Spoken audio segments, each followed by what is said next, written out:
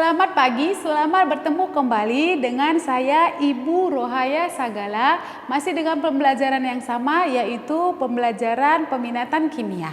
Nah, bagi kamu kelas 11 IPA 1 dan 11 IPA 2, harapan saya kalian tetap semangat, tetap sehat, dan tetap disiplin selama pembelajaran kondisi pandemi ini.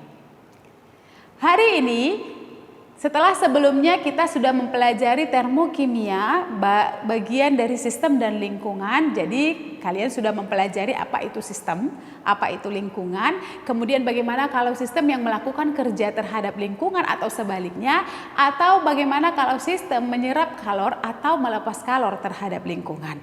Bagaimana wujud dari Q, W, dan kapan dia bernilai positif dan kapan bernilai negatif. Nah, hari ini kita akan belajar tentang besarnya kalor atau yang kita sebut dengan entalpi. Nah, entalpi yang kita pelajari hari ini adalah entalpi yang dimiliki oleh sistem. Sehingga nanti kita belajar jenis-jenisnya dan bagaimana menghitung perubahan entalpi setelah melakukan kerja atau setelah menerima kerja. Entalpi atau lambangnya adalah H besar. Entalpi atau kalor adalah jumlah dari semua bentuk energi dalam suatu zat. Dinyatakan lambangnya adalah H besar. Misalkan entalpi untuk pembentukan uap air, ya, jadi H2O dalam wujud gas itu dinyatakan sebagai berikut. H gas air atau H uap air. Jadi penulisannya adalah H2O gas. Entalpi akan tetap konstan selama tidak ada energi yang masuk atau keluar dari zat. Jadi besarnya entalpi tidak dapat ditentukan. Perubahan entalpi lambangnya adalah delta H.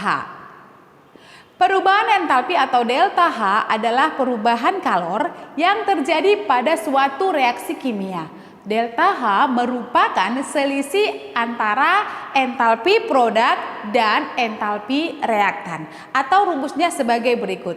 Delta H itu sama dengan HP dikurang HR, di mana P adalah produk dan R adalah reaktan atau zat-zat yang akan bereaksi. Sekarang kita lihat untuk jenis-jenis perubahan entalpi atau lambangnya adalah delta H standar. Jadi perubahan entalpi yang kita pelajari untuk bab ini ada 4 ya, jenis-jenisnya nanti, yaitu entalpi pembentukan standar dengan lambangnya adalah delta H standar F. Jadi F itu diambil dari kata formasi atau pembentukan. Yang kedua adalah perubahan entalpi penguraian standar. Lambangnya adalah delta H standar D. D itu dari kata decomposition. Yang ketiga, perubahan entalpi pembakaran standar atau lambangnya adalah delta H standar C. C itu dari kata combustion. Sedangkan yang keempat adalah perubahan entalpi pelarutan standar, sehingga lambangnya adalah delta H standar S. S itu adalah solubility. Nah, sekarang kita lihat untuk pengertiannya masing-masing. Yang pertama adalah perubahan entalpi pembentukan standar. Pengertiannya adalah perubahan entalpi pada pembentukan 1 mol senyawa dari unsur-unsurnya pada keadaan yang standar. Artinya, temperaturnya adalah 298 derajat dan tekanannya adalah 1 atm. Contoh reaksinya adalah sebagai berikut. Kalau dipertanyakan adalah pembentukan dari zat NH4Cl. Nah, NH4Cl di sini sudah dalam kondisi 1 mol. Sehingga pembentukannya diperoleh dari reaksi setengah gas N2 ditambah dengan 2 gas H2 ditambah dengan setengah gas Cl2. Diperoleh hasil 1 mol NH4Cl dalam kondisi solid atau padat. Kemudian dituliskan di sana delta H standar F itu sama dengan min 314,4 kJ per mol. Jadi lambangnya di sana adalah delta H standar F. F itu adalah pembentukan karena reaksi yang disediakan adalah reaksi pembentukan. Sekarang yang kedua adalah perubahan entalpi penguraian standar atau lambangnya adalah delta H standar D. Pengertiannya adalah perubahan entalpi pada penguraian 1 mol senyawa menjadi unsur-unsurnya pada keadaan standar. Nah, jadi pengertian penguraian ini adalah kebalikan dari pembentukan. Sehingga reaksinya juga adalah kebalikan dari reaksi pembentukan.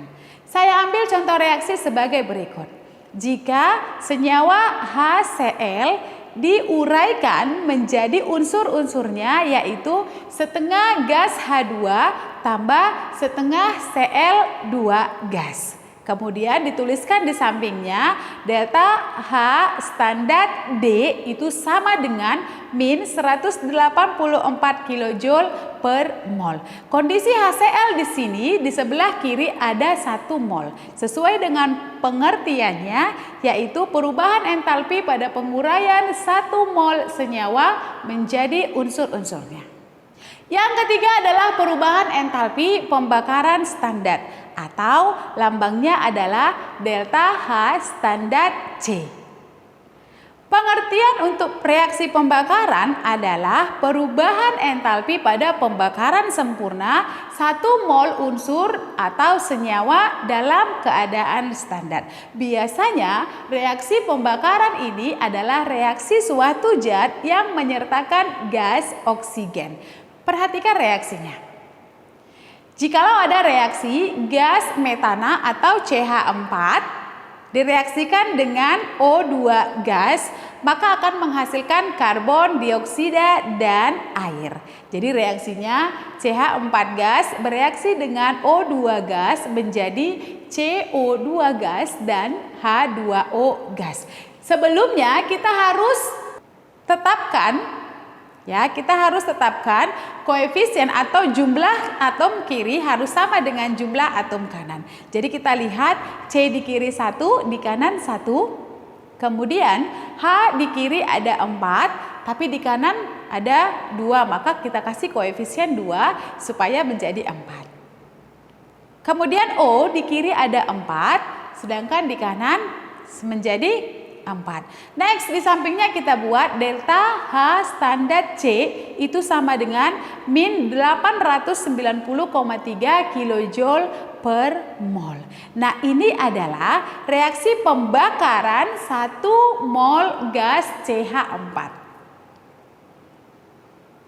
Oke? Nah, yang terakhir adalah perubahan entalpi pelarutan standar. Jadi kita ambil zat dan akan kita larutkan. Nah, ini yang mau kita hitung berapa perubahan energinya. Pengertiannya adalah perubahan entalpi pada pelarutan 1 mol zat menjadi larutan yang lebih encer. Lambangnya adalah delta H standar S. Contoh reaksinya adalah sebagai berikut. Jadi ada NaCl yang padat akan kita cairkan menjadi NaCl yang larutan atau aqueous. Kemudian di samping pada reaksi itu kita tetapkan atau kita beri label delta H standar S itu sama dengan positif 3,9 kJ per mol. Nah, dari sini kita ketahui bahwasannya jika delta H bernilai negatif, maka reaksi itu adalah reaksi eksoterm, sedangkan jika kita peroleh delta H bernilai positif, maka reaksi yang terjadi adalah reaksi endoterm atau reaksi yang menyerap kalor. Nah, reaksi-reaksi ini terjadi pada lingkungan, maka reaksi-reaksi inilah yang kita sebut dengan sistem, sedangkan segala sesuatu yang di luar sistem disebut dengan lingkungan. Oke? Untuk selanjutnya kita akan menentukan bagaimana perubahan entalpi, bagaimana menentukan harganya atau bagaimana menentukan entalpi sebelum reaksi dan sesudah reaksi.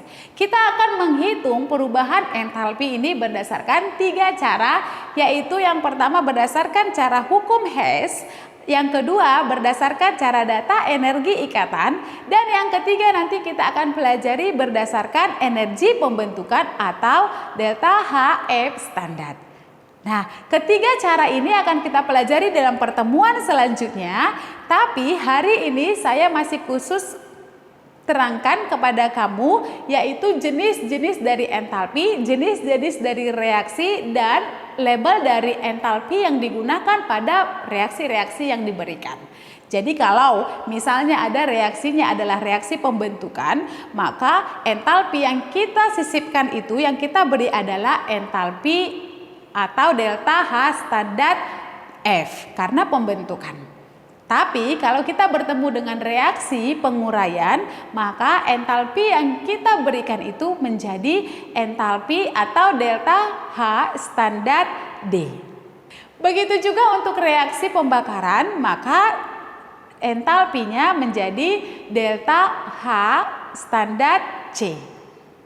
Dan untuk reaksi pelarutan, maka entalpinya itu adalah delta H standar S. Sampai di sini pertemuan kita untuk jenis-jenis entalpi dan perubahan entalpi. Semoga kalian boleh paham. Untuk selanjutnya kalian masih boleh bertanya kepada saya, boleh japri saya untuk hal yang belum kamu pahami. Sekian dan terima kasih. Tuhan Yesus memberkati.